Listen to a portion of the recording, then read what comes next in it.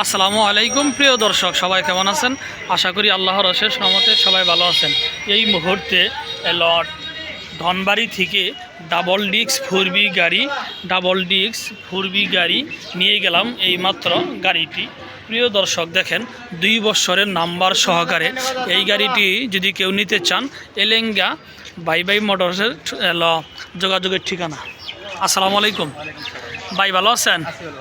জি ভাই, আপনার নামটা কি ভাই? পলাশ ভাই, বাসা?